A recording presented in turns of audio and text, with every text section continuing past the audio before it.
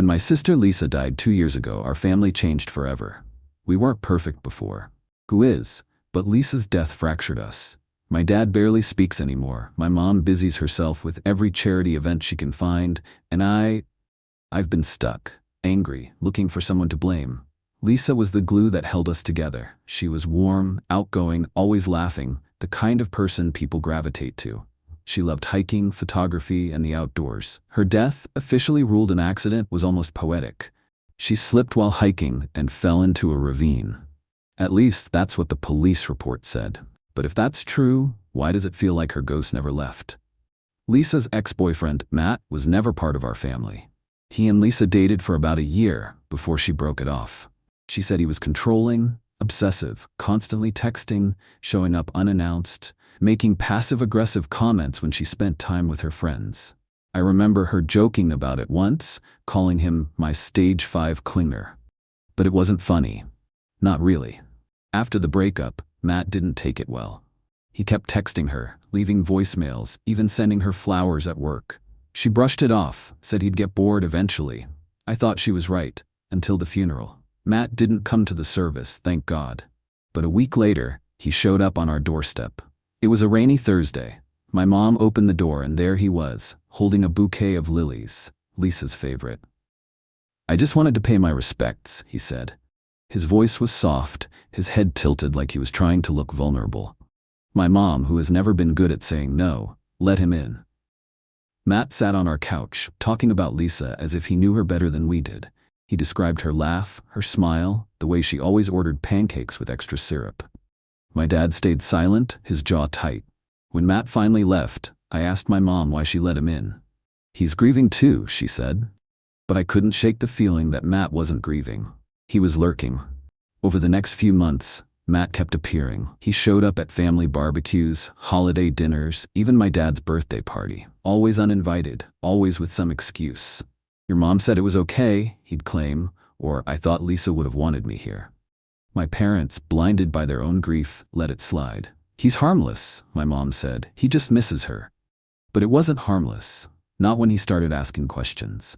Last Christmas, Matt cornered me in the kitchen. "She was different with me, you know," he said, leaning against the counter. I stiffened. "What's that supposed to mean?" He smiled, that thin, unsettling smile I'd seen so many times. "She told me things she wouldn't tell anyone else." "Like what?" His smile widened. "Like how she wasn't scared to die." That night, I went through Lisa's journals. She was the type to write everything down. Her thoughts, her plans, even little grocery lists. Most of it was normal Lisa stuff. Song lyrics, doodles, random observations. But then I found the entry. "I think Matt's been following me. He won't stop texting. Keeps saying he knows something I don't. I'm starting to feel like I can't shake him." I showed it to my mom, expecting her to finally see reason. But she waved it off. "Lisa was dramatic sometimes," she said. "I'm sure it's nothing." A few days later, I saw Matt's car parked down the street. It wasn't the first time. I'd noticed it before, idling near the corner, but I convinced myself it was a coincidence. This time, though, I knew. He wasn't watching our family. He was watching me. Last week was my dad's birthday. Matt showed up, holding a gift he claimed Lisa would have bought. A coffee table book about hiking trails. I couldn't take it anymore. I confronted him outside, away from my parents. "What the hell are you doing here?" I snapped. His smile didn't falter. "Paying my respects," he said. "Lisa broke up with you. She wanted nothing to do with you. Why can't you let her go?" His eyes darkened. "She told you that?" "Yes." He took a step closer, his voice dropping to a whisper. "She told me a lot of things too. Things she didn't tell anyone else." Then he said something I'll never forget.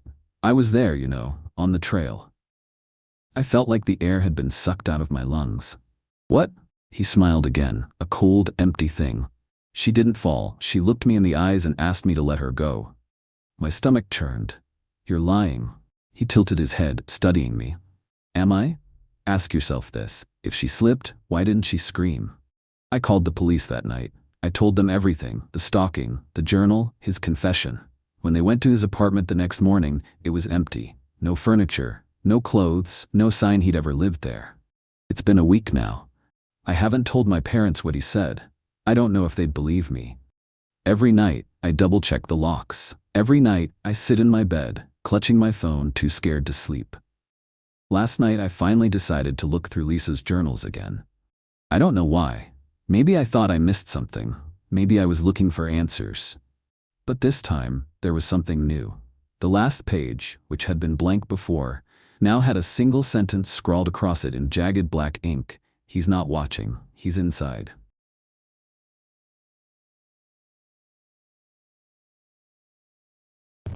My brother died when I was 7 years old. He was 13. He drowned in the lake down the street from our house. My parents never touched his room. They tried once, but they couldn't do it. Too raw. After that, the door just stayed shut. His room became a kind of museum of him. That was 11 years ago. His room still looks the same. This morning while I was packing for college, I thought I'd finally go in there.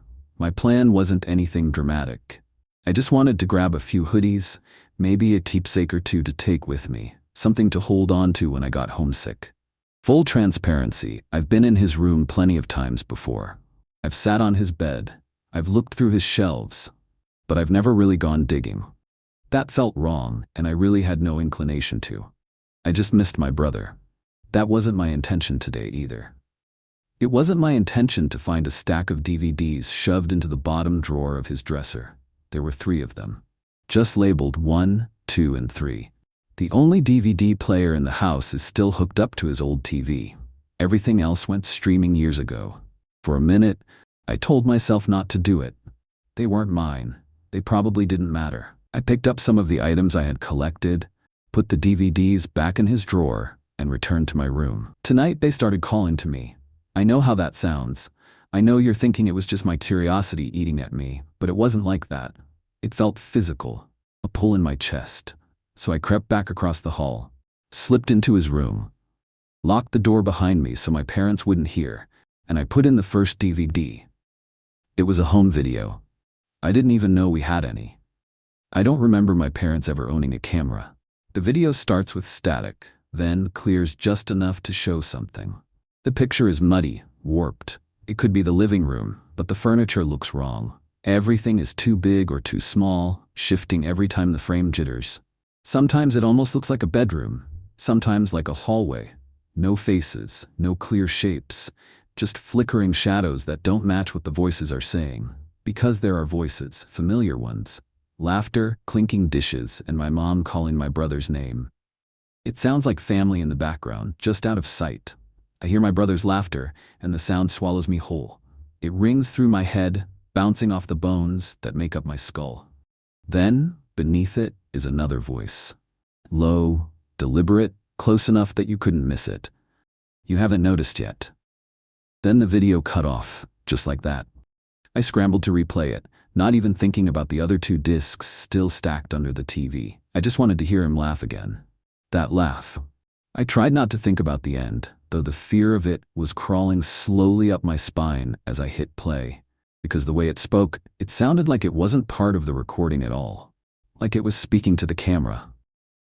To me. I pressed play again, this time pausing every few seconds, desperate to make sense of what I was seeing. But nothing held still. Everything on the film looked almost familiar, like a room you swear you've been in but can't place. The walls are a little too narrow, and the colors are washed out enough to make it something you've never seen before. It made me feel like my brain was short-circuiting. Then I froze the frame just before the moment he laughed. And there it was, a caption, faint and yellow, burned into the corner of the screen. July 30th, 2015. 7 months after my brother drowned, my first thought was that it was a glitch. It had to be. The camera must have been off by a year. There's no other explanation. I forced myself to breathe and to shove back the rising panic. Then I pressed play again. His laugh filled the room, and for a second my fear washed away. It was just him again. He was alive, warm, present. A bittersweet rush of comfort and grief. But then the voice returned, closer this time, wet against the microphone, broken and cutting in and out like static. You noticed. I ripped the DVD out of the player and threw it across the room. I don't even know why I did it. Adrenaline, I guess. My hands were shaking so hard I couldn't control myself. I'm trying to think of logical explanations. I want to believe there's one. But every reason I come up with feels paper thin. I just bolted back to my room and dove under the covers. Like that would help. I don't want to watch the other videos. I don't, but I can feel them pulling at me, like they're not finished, like I owe them something. I can't sleep. It's dark, it's late. The rain just started. The bathroom faucet always drips, but tonight it sounds so much louder. You could almost confuse it for footsteps.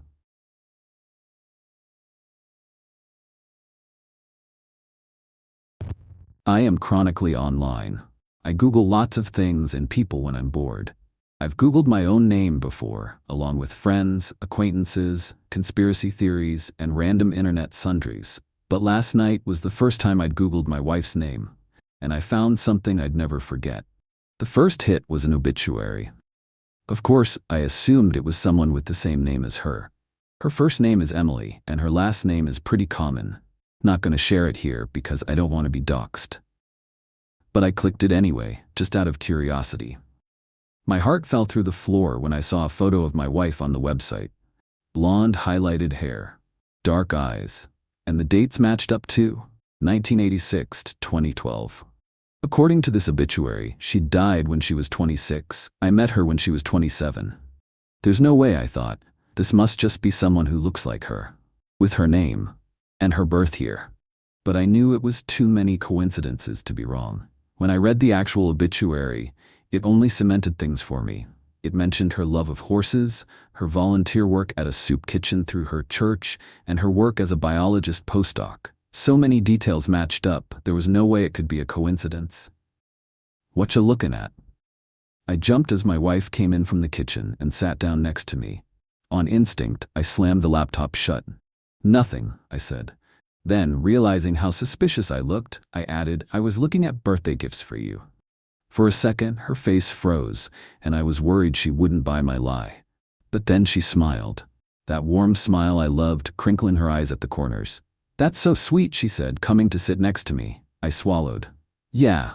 She cuddled up next to me, but I felt completely on edge. The warmth of her skin no longer felt warm and inviting. In fact, a chill ran down my spine. After a few minutes, I extricated myself from her embrace. "I don't feel good," I lied. "I'm gonna lie down." "Ah, okay," she said, pouting. Before she could say anything more, I ran upstairs. As soon as I got on the bed, I brought up the obituary again. I stared at the grainy image of her face. It was definitely her. That warm smile, those mysterious dark eyes. There was no way it could be anyone else. I scrolled through some of the other results, and I realized some of those too were related to her death. There was a Facebook memorial page, friends posting on it, names I didn't recognize, mourning her loss more than 10 years ago. The university she worked at had put out a statement with their condolences as well. But then I found something that made my heart stop. A news article nestled at the bottom of the search results page. Emily hadn't just died. She'd been murdered. My jaw hung open as I read the news article.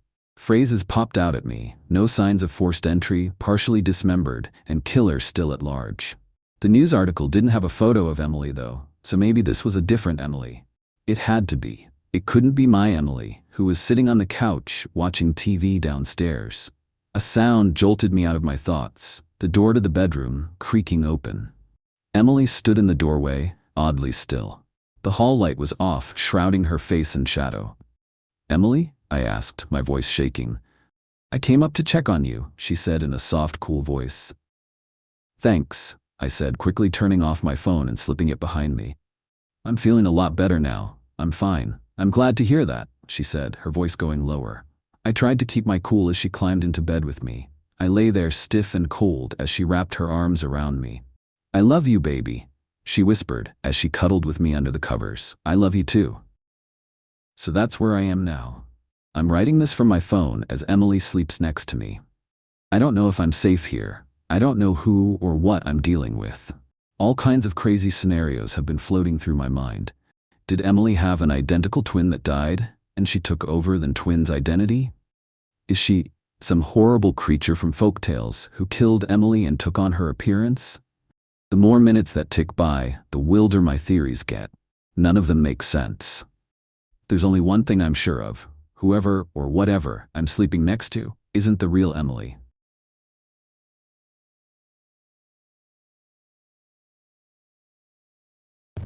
Has anyone ever been in a situation like this before? So anyway, it all started last week. I live with 4 roommates: Jez, Lily, Dane, and Miguel. Lily is the one who I'm pretty sure is dead, even though my housemates all say she's pretending. And at first, I did think she was pretending. It's an old trick of hers. She's super introverted, and sometimes if she's overwhelmed or just doesn't want to talk, she'll pretend to be asleep. We call it her playing possum. But now, she's been playing possum for nearly a week. Her eyes are open, her face is this grayish white and has been turning kind of purplish, her body is bloating, and I saw a fly land on her eyeball and I think it laid eggs there. She hasn't changed out of her panda onesie since she started playing possum last Monday. She smells like a corpse smells, like rotting meat. And that panda onesie, that panda suit is so gross. I'm pretty sure she died in it last Monday, and everyone is just in some kind of denial. But does that even make sense? I mean, how is it 3 other people are all saying she's alive and that I'm delusional? Is it just some bizarre social experiment? I keep waiting for some reality TV host to pop out from behind the potted plant and a hidden audience to start laughing or clapping. I feel like I'm coming unglued from reality. I'm sitting on the sofa as I write this, by the way. Sitting here, looking across the TV room at Lily, who is propped up in the same chair she died in, eyes wide open, flesh bloated and lips purplish and skin just, I think she's going to start leaking into that chair. But let me rewind us to last Sunday. Sunday is when we hit the old lady's cat. It wasn't on purpose. We'd all had a bit too much to drink, and I was driving, and Dane was in the passenger seat, and Jez and Miguel and Lily were in the back. And the cat, it just freaking raced out into the road, solid black. And then there was a thump. My stomach flipped. And then this old woman came out of her house and saw her cat had been hit and screamed and screamed. Lily told her she should have kept her cat inside, not let it wander near a busy road. Anyway, long story short, I think that lady was a witch and hexed us for killing her cat. More specifically, I think she hexed Lily. I mean, I don't think. I know. Because the woman said some words in a strange language, and we all called her crazy and drove home. So that was Sunday night. Come Monday when I came out for breakfast, I was up early, as usual. The only other person out in her chair in the living room was Lily, bundled up in her panda onesie. I said good morning, but she had a 1,000-yard stare. I figured she just wanted to be left alone and didn't think anything more of it until I got home from work in the afternoon. Lily was still in the chair, same exact pose, still in her panda onesie. I asked if she was all right. Miguel was playing a video game, and he answered for her, said Lily was sick and had stayed home from classes. I hope you feel better, I told Lily. She didn't respond. Lily? I said. She didn't respond. Hey Lily, I said that I hope. Chill, just leave her alone, snapped Miguel, who seemed annoyed because I was interrupting his game. I thought it was weird, but I let it go because he was acting so normal. But at dinner, she was still in her chair in the same pose and hadn't moved. I tried talking to Jez, who told me, she'll be fine, it's just a cold. This behavior went on for days. And just any time I tried to ask any of my roommates if Lily was okay, they would act like I was the crazy one. I tried to point out she hadn't changed out of her onesie and was told to quit being an asshole. She's sick, let her be. At one point, I was staring at her from the sofa, trying to catch her blinking, and Jess yelled at me and told me to stop being such a creep, that I was weirding Lily out. They even put up a big cushion in front of her to block her from having to see me, which she clearly couldn't because she was by this point 3 days dead. I assumed once the rotting set in that they would notice, but they just pretended all the harder. And in fact, they even started staging her body? Like, I know it sounds really weird. I don't know why they did it, or if it's some sick social experiment or what. But they moved her. I found her at the table one morning. She was slumped backwards over her chair, sightless eyes staring up at the ceiling. Everyone talked to her like she was alive. By this point, she also stank. I mean, to the point I even noticed Miguel and Dane kind of surreptitiously keeping their distance and breathing through their mouths, not their noses, around her. I tried to talk about this to them later, but Miguel just wrinkled his nose at me and said, "Yeah, I know, it's gross. But she's super depressed." Jess says she's never seen Lily this bad before. She's mad upset about that cat. Just let her be. We gotta let her work through this. She'll come out of it. Until then, things like showering and getting out of bed are really hard for her. I almost told him, yes, those things would be hard for a dead person to do. But I didn't. Honestly, I didn't know how to respond. I finally managed to say, dude, I think she's rotting in that panda suit. He chuckled and shook his head and said, come on, don't be an asshole. I finally did what I should have done from the beginning and called the police. I said I wanted a wellness check on Lily. My roommates tried to send them away, but I came downstairs and insisted and pointed to the corpse in the panda costume in the chair by the television. That chair was really gross by now, and the cops went over to examine her, and I really believed, really and truly, that we were all about to be arrested for having a dead girl rotting in our living room, congealing into that chair. But they pretended she was alive, the same as my roommates kept doing. She never spoke a word in answer to them, never moved. Later, Jess took me aside and told me my actions were uncalled for, and that all I did was make things worse for Lily. So now I'm not sure what to do. Update. It's been several more days since I wrote the above stuff, and as you can imagine, her body became severely decomposed. Also, I confronted my roommates. We got into a huge fight.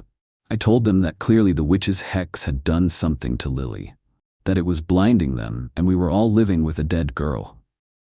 They looked shaken after I pointed out the smell, the way Lily wasn't eating, was literally rotting.